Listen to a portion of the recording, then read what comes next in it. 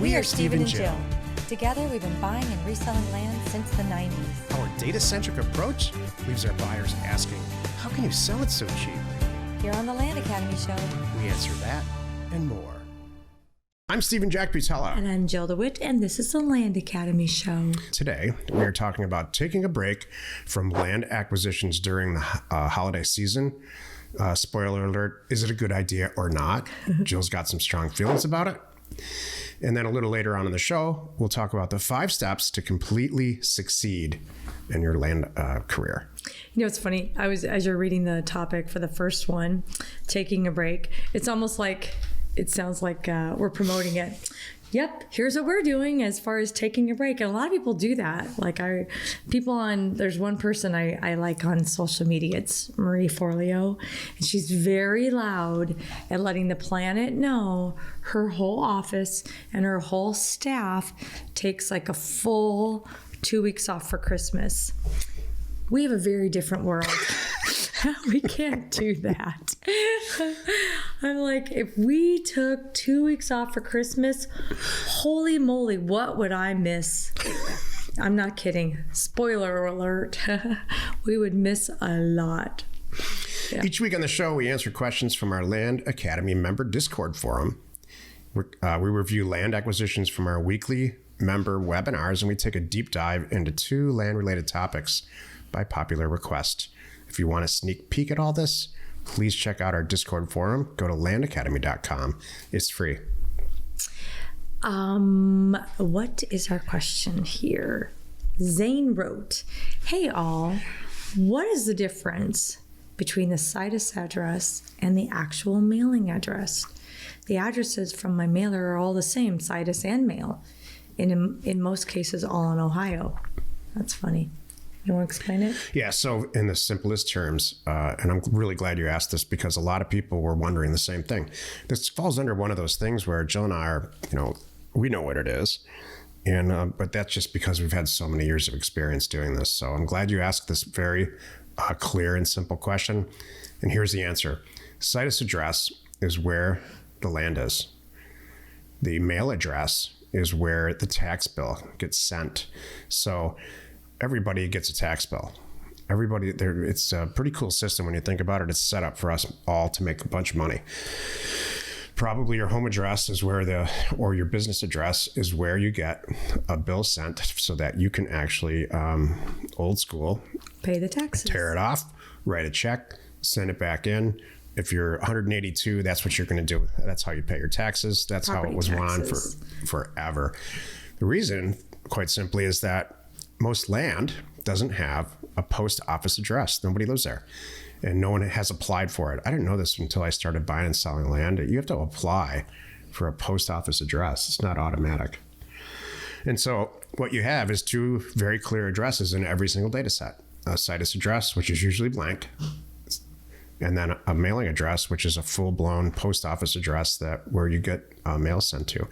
So it poses, the reason Zane's asking this, I think, is it poses this interesting question when you're doing a mailer. How do I send mail? How do I find a piece of property so I can price it correctly that doesn't have a mail address, doesn't have a zip code? All it's got is a legal description and an APN. And so we solve for that by using taking the GPS coordinates that are provided by the data provider, in our case, DataTree, and hopefully your case too, if you're a Land Academy member. And we geocode it back down to converting GPS coordinates into an actual zip code.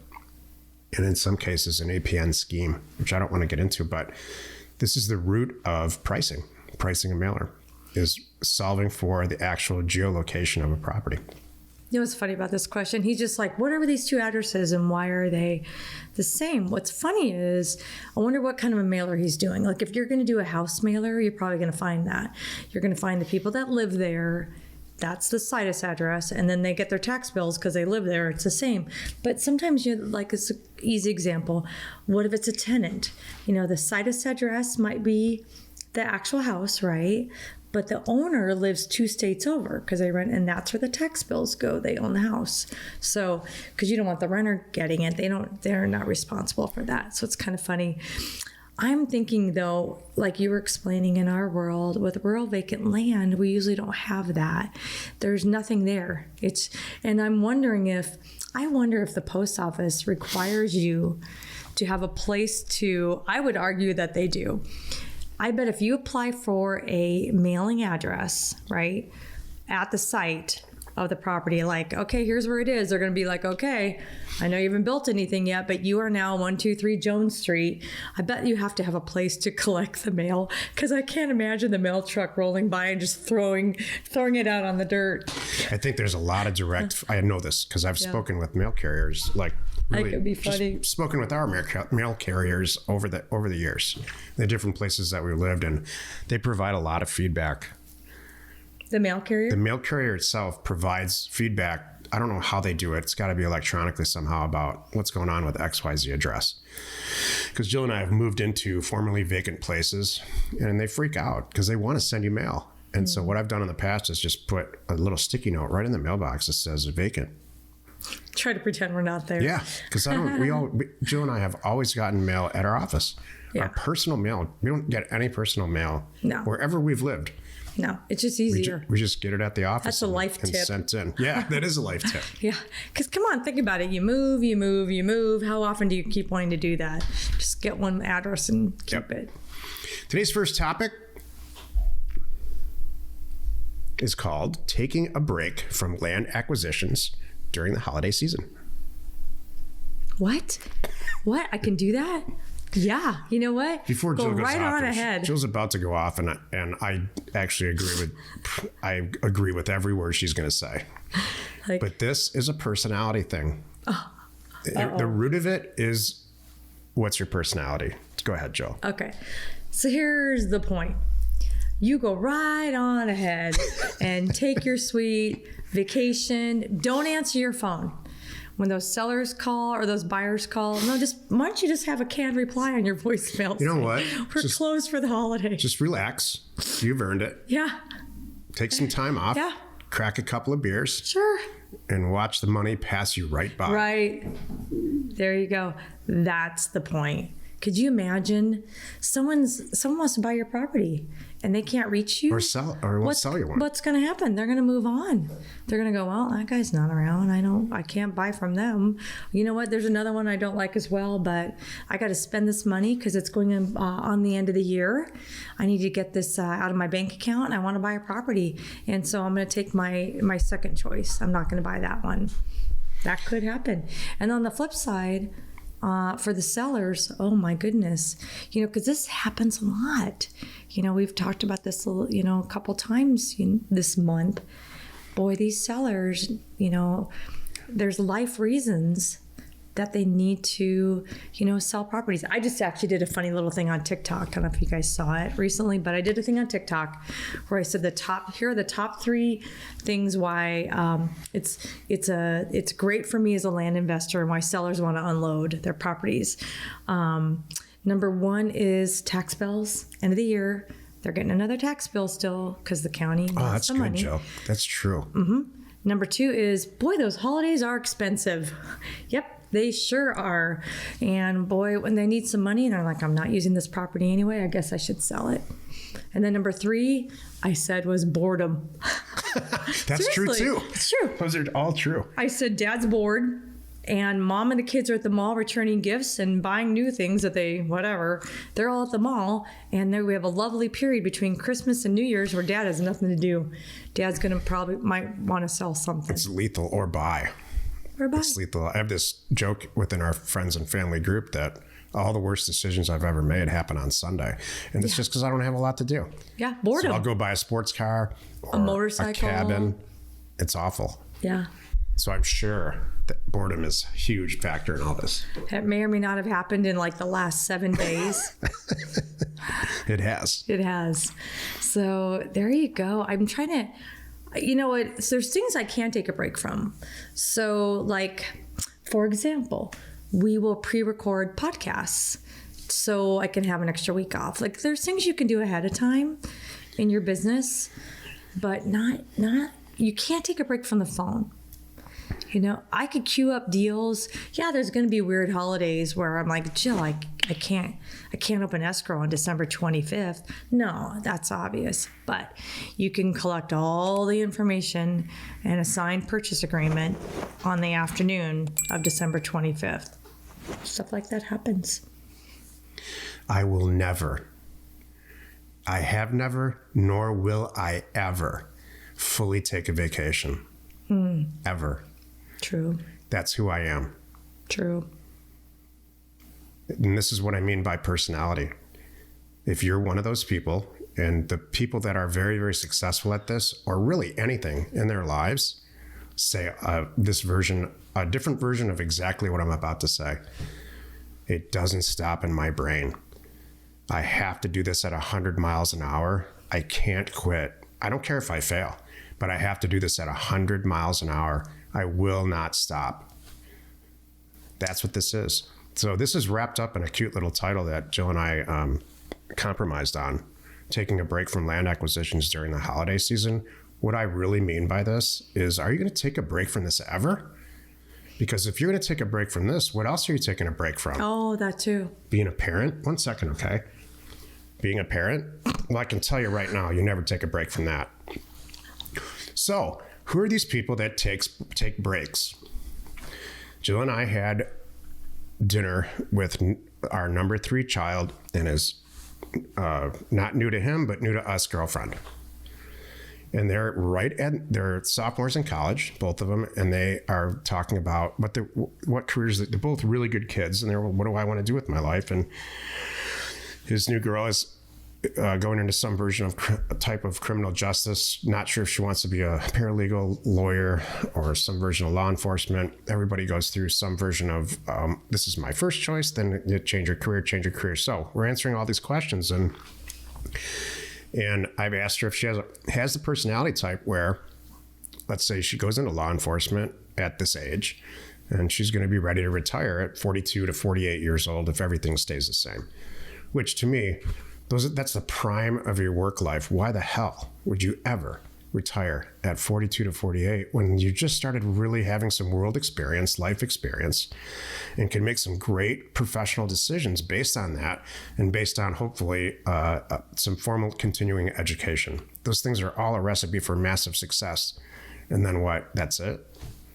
And all during that time, probably because it's a unionized position, there's mandatory. We have friends in several industries that are, this is now a thing. You have to take a day off every month, a wellness day, they call it. That doesn't work with me. I don't need a wellness day. By the way, I'm going to decide when I need a wellness day, or maybe Jill's going to decide for me. But that's it. You have to decide who you are. I see this happening sometimes in Land Academy. People are like, oh, I'm going to take a break and let this happens probably because of the holidays too.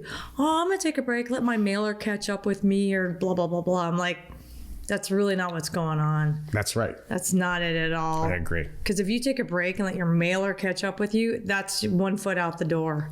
You are going to start missing stuff. More. You're not going to have the deal flow. You're not going to be successful.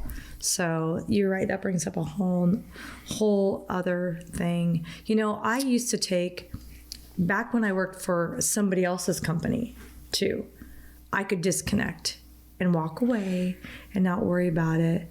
But now it's my company. I never did. Company. So. When I was in public accounting, I didn't stop. I was the person who was in there. Then my office's light was the only one on, and that's it. Well, I had a real punch a time clock kind of a job, so maybe that would be. I didn't have any accounts that I followed. But you know what? You're right. But then later on in other jobs, I'm thinking of American Airlines. That was different. But later on in other jobs, I did do that. You know, I did. I took it very seriously because I was responsible for hitting sales, my monthly numbers and my monthly goals. So I might not have rested there because I needed to make sure that I could do that. And I would plan vacations almost around work to make sure I would be okay. Like work ahead, sandbag, do whatever I had to do. There's a lot of moving parts to buying and selling land, or any type of real estate profession, any type of entrepreneurial profession. It's always, trust me on this, harder than you actually think. There are other people out there on the internet telling you how easy it is, how easy it is to make money, not just in land, but in everything. And they're wrong. It takes pure dedication and a good couple of years, but man, does it pay out for the right personality, for the right attitude and approach, and a methodical, consistent schedule keeping and implementation. You will make more money than you have could ever imagine. Which is what happened to us. It's happening to us. Mm-hmm. Let's take a look at one of our favorite land acquisitions from our weekly Thursday member webinar. Lancaster County, South Carolina. Accepted offer price, 650 big ones. Thinks she could sell it for 2.1. All right. 61.97, 62 acres. We have access. Price is under negotiation. She started at 11,000 an acre. This is where we are now. Adjacent, alive. The property has been subdivided into 61 1-acre lots. Oh my gosh, this is beautiful. Oh, that backs up to a golf. Oh my goodness. He has 2 buyers interested in 14 and 12.5 acres. He would share their contact information with. I'm never going to get in a bidding war. I'm like, I always back down. This property right across the street, this house, 400 square foot house. Looks pretty new. Is worth $500,000. That's a good sign. This house, this is the dirt, 62 acres. It's how many lots? 61. They're 1-acre lots. What are you thinking? Well, trying to infrastructure and all that, you got to do a bit math backwards, but $650,000, $10,000, $11,000 a property or an acre. That's where she started. Oh, it's not accepted. And now's not the time to be doing a new subdivision either. I would pass on this at 650. That's just not my thing. I don't want to be Mr. Negative today, but we got to all really swallow the fact that we've got to buy cheaper property right now. It has to be a smoking deal. That's fair. Like Victor's $1,000. Yes. Why is he selling? That's a good question. Because $11,000, look, there's a lot of dirt here. $11,000 for a lot next to an already established $500,000 house is really, really, really cheap. They still have to do all the infrastructure. Hopefully that's all the soft costs of all of that have been done, meaning it's been approved. Well, yeah. So here's the thing. What's the story? Why did he already split it up and then not sell it? Why did he change? Oh, he's elderly, 9 years old. That's good. Okay. Man, I hate to say it. I need him down like half. At 650, and the numbers really, really work. If you can prove demand, we're heading into mortgage rates of 8 and 10% here. So this is way beyond my rest threshold. There's a reason we don't go to Texas and subdivide property and sell it and stuff like a lot of people in our group do. Jill and I don't like a single point of failure, but I'll tell you, there's people in this group that would jump all over this. This is really attractive. The numbers work. Yeah. Throw it in Discord if you want to. That's not a bad idea. I wouldn't just say no. I would get the Land Academy community involved in this. Somebody will buy it and maybe take a piece. And then you can just go on with your life and take 5 or 8% of it. And that's what I would do. I literally, if this came in with us, that's what I would do. I'd put it on Discord and say, I want 10% of at the end or something. It's the end of the year. And even though Land Academy enrollment may be closed, I'm going to have some openings. I've had a few that opened up in December and I expect I might have a few more between now and the end of the year. So get on the wait list. That's what you need to do. If you're serious about this, do all your homework, talk to my team, get all your questions answered. And then when you're like, okay, I'm ready to do this, get on the wait list and then sit tight. You will get a call. Let's take another question posted by one of our members on the Land Academy Discord online community. Okay. Ray wrote, "Hi, Land Academy. Does anyone know how the mailers work? Do they all hit at the same time when you mail a county, or do they flow in gradually? If I mail 5,000 recipients in a county and they start to hit on Monday, how long until all of the recipients are hit?" So, as you may or may not know, Jill and I own offers2owners.com, the mail company. So I know way more about how this all works than I ever wanted to, or probably ever need to. But I can very clearly explain this. And I chose this question because tons of other people piped in based on their experiences with mail. It's all based on geography. So if you send out 5,000 mailers to one specific zip code in, let's say, rural Missouri, they're all chances are going to hit just about at the same time. Whether or not the people respond to them immediately is a huge variable, but they'll probably hit at about the same time. You take that 5,000 unit mailer. Let's say you're mailing out from the center of the country, which is like Nashville, Tennessee. If you're mailing out from the center and you send 1,000 to New York, 1,000 to Florida, 1,000 to Southern California, and 1,000 to Seattle, they're going to hit at different times. And the reason is there's all kinds of variables from the time that you drop them off, drop it off at 020 to the time it hits. Some post office markets are really efficient. They have different computer systems. Some are not. And our business is in the rural communities. So those are, no surprise. It's not as sophisticated from a tech standpoint. So there's a pretty serious variable. But what ends up happening, so forget about all that. That's the technical piece. What really happens is, again, people respond to the mailer after they talk to their parents, their husband, their wife. They wait a week, stick it on the refrigerator. Oh, I thought about selling that piece of land, but and then every time you go in to get a glass of milk, you're looking at it going, I could get $13,000 for this thing. So that's where Jill comes in, because she knows. You want to describe what really happens in reality, or do you want me to? Go ahead. What ends up happening in reality is you wait about 10 to 14 days and you're going to get 1 or 2 hate calls. They're going to call you and say... Or 10. You might get 10. And then... Especially on the first day. That's right. So then now you know the mailer hit. That's the good news. Oh, it did hit. All right. And you did well. They're mad. Yep. I priced it right. Everyone's mad at me. Yep. And then about 3 days later, someone's going to call you and say, I talked to my wife about this. And we do want to sell a property. We're ready to sell it. We're not going to use it. I'm not sure your price is right, so let's talk about that. Or they're going to say, then the next day they're probably going to get some version of, you know what, this price works. What do we do next?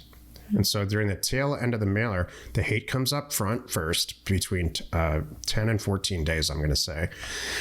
And then within 18 to 20 days, you probably should have looking at some pretty serious deals if you did everything right. I was going to add for Ray, back to the question. One of the Jack mentioned 020, that's offers, and the number 2 owners.com, our mail company.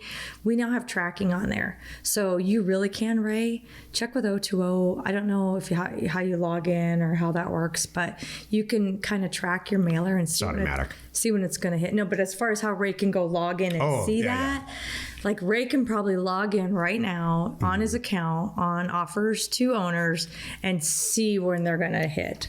So you can't see in the future. It does notify you when it hits. Yeah. Because there's stuff on there. Ask our team. I love that day. Mm-hmm. That's like, all right, we're 7 days away from getting a real estate deal under contract. Yep. Today's second topic is called the 5 steps to completely succeeding in your land career. In consistent form, I did my 5 and Jill did her 5, and we didn't share any notes. So I'm going to describe my 5, and then you can. All right. Number 1, you got to have the right personality and the right attitude to do this long before we even get into the 5 steps. And so that's on you. You have to have some basic interest in real estate and land itself, and not just getting rich. Those two things together can really work well. So that's my number 1. Number 2, go through the program. In fact, go through all 3 programs. We didn't take that lightly when Jill and I put Land Academy 1.0, 2.0, and 3.0 together, and I'm working on 4.0. It's everything you need to do this is in there from incredibly experienced people. Decades and decades of experience, but we didn't stop there. That in the beginning, when we started Land Academy, that was it. We did a program and we were done. But what ended up happening is the people who got into the program, as they should, had a bunch of questions and wanted to reach out and discuss things with their peers. So we started to create products. Almost all of them are included now with Land Academy's membership. I'm not hawking anything here. I'm just telling you, if you do these things and you're the right person, you're going to do really well financially and enjoy yourself while it's happening. So number 1, go through all the programs, go through them 10 times. I'll tell you on a very personal note, I recently picked up doing Sudoku. Sudoku, the number thing, graph. And That's perfect for you. I've been doing it for years. And I would get to the medium to hard, and I'm stuck. Really frustrating too, because I'm usually pretty good at stuff like that. So what did I do? I went back on the internet, found the oldest, most gray-haired weirdo that I could possibly find to answer some of the questions that I have, a lot of the questions about when you get to these real hard to complicated scenarios in Sudoku. I want to know what techniques and things that they use. This is after I Googled this question. Is Sudoku, do you ever guess in Sudoku? Ever?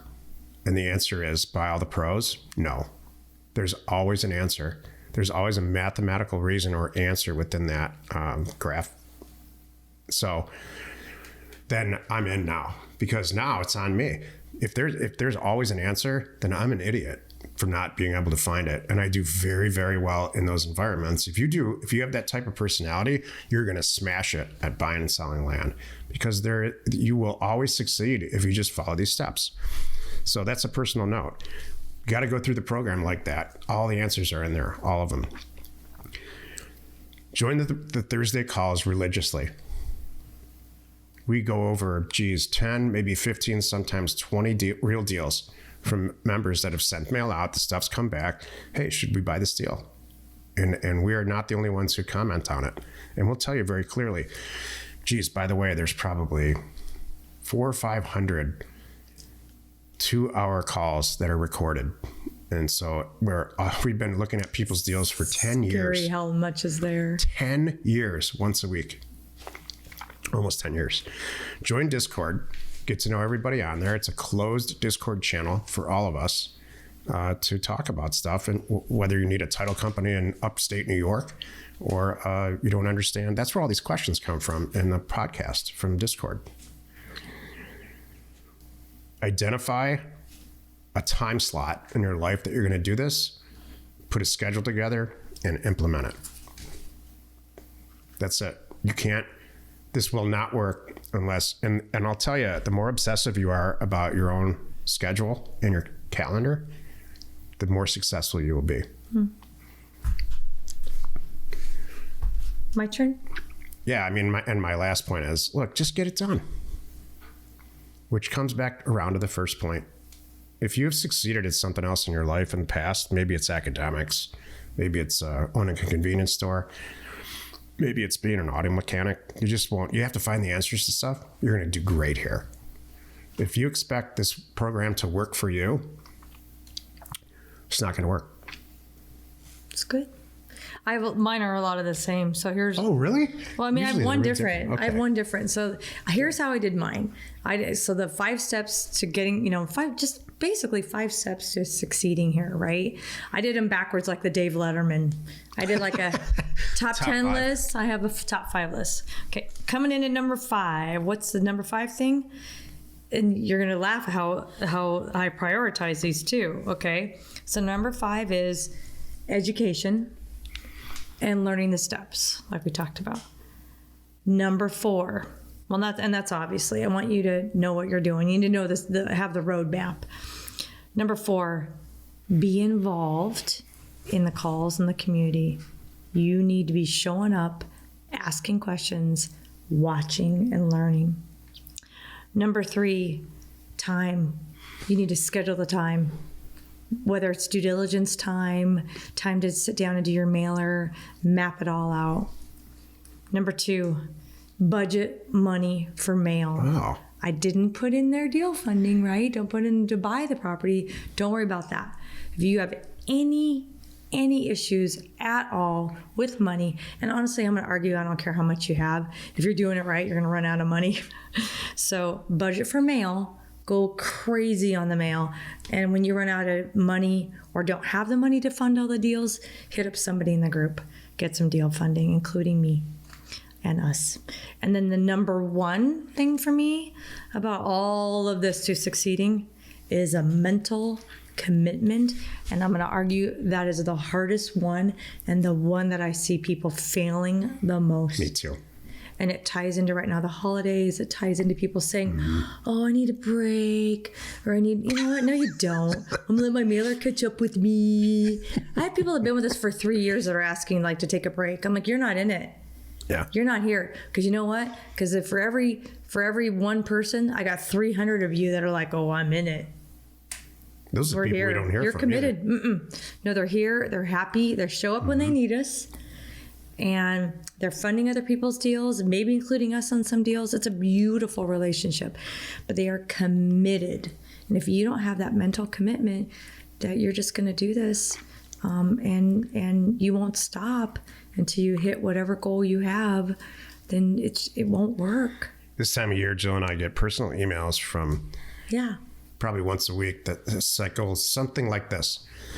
Hey, Jack and Jill, I just wanted to let you know I joined Land Academy 3 years ago, quit my job 2 years ago. My spouse quit hers last, whatever. I'm paraphrasing. This is very common. 6 months ago, we have 2 little kids. This is supporting our entire effort now. And this is people we've never heard of. Enough. Yeah. And we just wanted to thank you. This really works and it's really changed our life. Have a great Christmas. Yep. I love getting those. That is the very best thing. And you're right. It's good.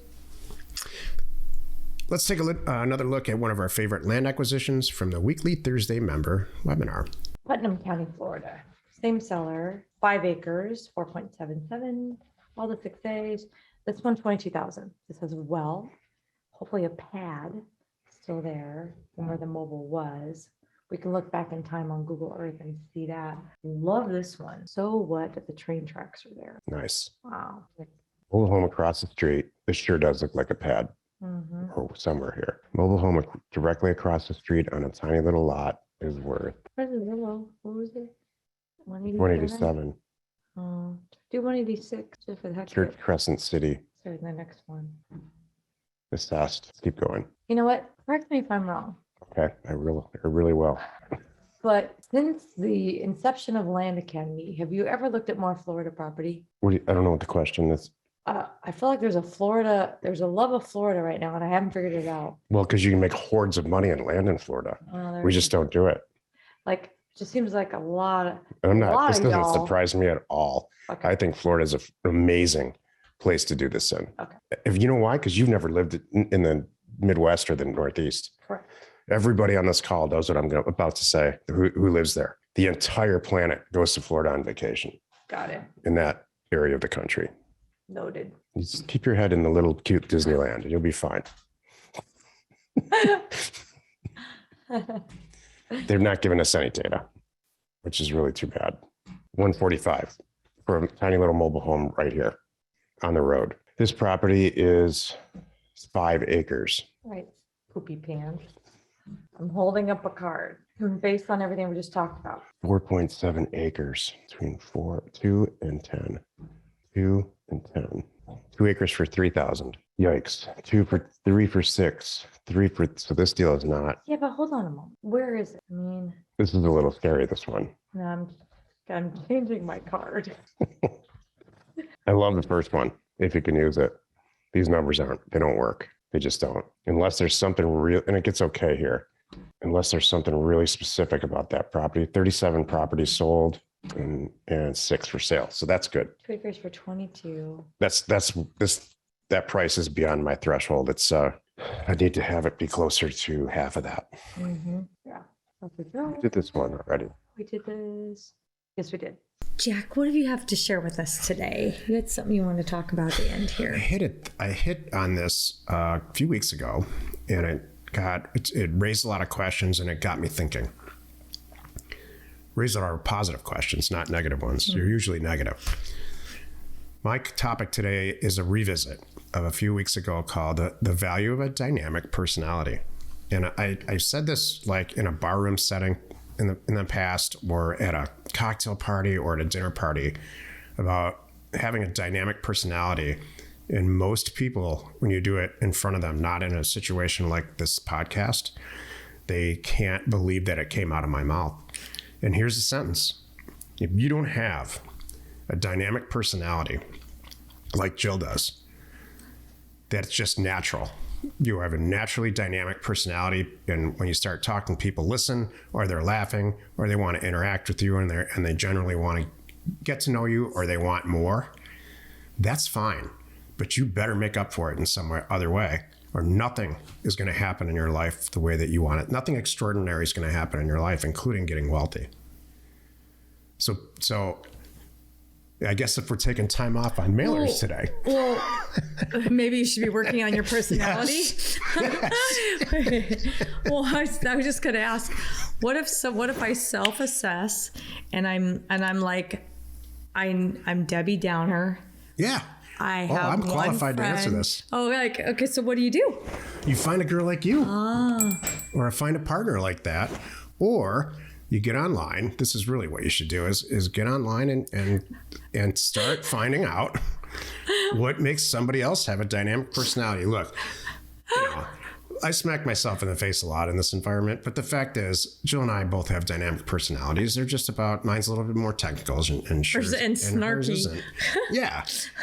And I'm constantly trying to improve on that, always, and always will be. The way that I'm constantly trying to improve on data and doing mail and in this case, Sudoku. So what else are you trying to improve on? Everything. So anything physical you're trying to improve on? Trying to have a happier woman. That's what I'm trying to improve on, Joe. Oh, good. Well, that comes back to the dynamic personality here. So, all right. So here's what I heard. The takeaway today is, if you're going to take a break, please fill it with something valuable, like working on your personality. Yeah. Don't take a break at any of this stuff. This is true. And then you won't have to work on your personality. Listen, you don't know anyone. No one's on your television screen that doesn't have a dynamic personality. Nobody is a CEO of anything that matters if they don't have a dynamic personality. And they can't. They might be a very temporary CEO, or a temporary actor, or a temporary newscaster, or you might not like them. Maybe there's a certain type of music where there's an incredibly serious pop star. Let's just say, who's the one right now that's just... Taylor Swift. Yeah, so maybe believe me, she's got a dynamic personality. You might not like that kind of music.